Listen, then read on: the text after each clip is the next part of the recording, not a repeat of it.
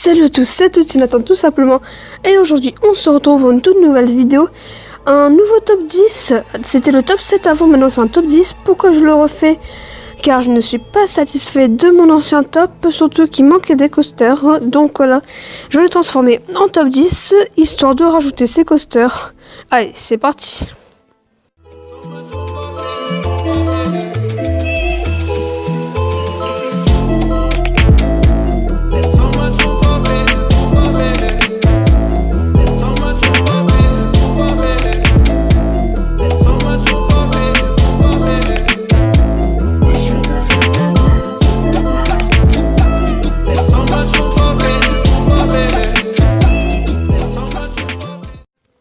En numéro 10, nous avons Big Thunder Mountain. Big Thunder Mountain est un main train du constructeur Vekoma, se trouvant à Disneyland Paris. C'est un coaster très bien. Niveau thématisation, il est parfait. Enfin, parfait. Il y a quand même des petits détails, je pense, qui sont peut-être à dire, mais il est très bien, excellent dans sa théma. Mais malheureusement, le ride n'est pas assez sensationnel, ce qui fait que je le laisse quand même en numéro 10.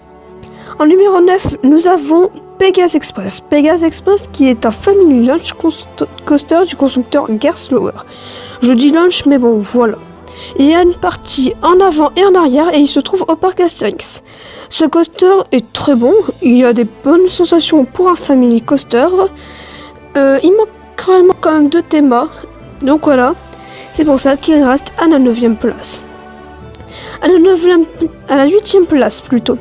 Nous avons le Twist Opal. Le Twist qui est un excellent coaster se trouvant Opal, un spin coaster MacRide. C'est un coaster qui a l'air plutôt intense et plutôt sympathique. De plus, il est dans un cadre plutôt joli. Mais bon, malheureusement, il ne mérite quand même pas une première place.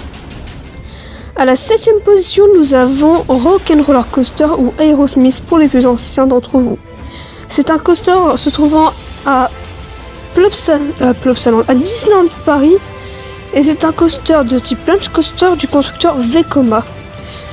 Ce coaster est juste génial et son ambiance a l'air aussi sympathique, mais bon, malheureusement ils vont tout gâcher ces prochaines années avec le changement Marvel.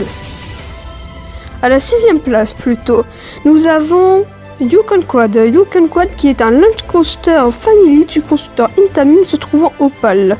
C'est un coaster plutôt sympa, avec de bonnes sensations, enfin je dis family, mais bon quand on atteint les 90 km/h, on dit plutôt sensation. Et c'est un coaster plutôt sensationnel, et le tout bien sûr, dans un cadre très joli, parfait. C'est comme le Twist, mais bon, pas assez sensationnel pour être numéro 1. À la 5e place, nous avons The Monster. The Monster est un inverted coaster du constructeur Bolliger & Mabillard se trouvant à Alligator. C'est un coaster plutôt sympa qui pourrait être numéro 1, voire dans le top 3. Malheureusement, il ne se trouve pas dans le bon parc et manque d'une théma. Surtout que de plus en plus, depuis 2018, ils font de pire en pire. Le souci, c'est que c'est un excellent coaster, mais la théma est gâchée par le parc. Il pourrait être premier si le parc rajouterait une bonne thématisation, à voir dans le futur.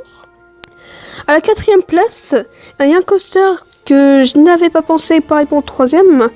Donc nous avons Timber qui est un wooden coaster du constructeur Gravity Group se trouvant dans le parc de Walibi Rhône-Alpes. C'est un coaster qui a l'air très sympa, dans la lignée de ce qu'est ID The Rise, c'est-à-dire un coaster très punchy, un wooden très punchy et pas trop vieux, même pas vieux, plutôt récent. Donc voilà, je sais pas si on pourrait les comparer. Moi je les compare par rapport à leur layout et au fait qu'ils passent les figures assez rapidement. Après, à voir. Et donc voilà. Mais si je peux comparer à ID, je dis que c'est un très bon coaster.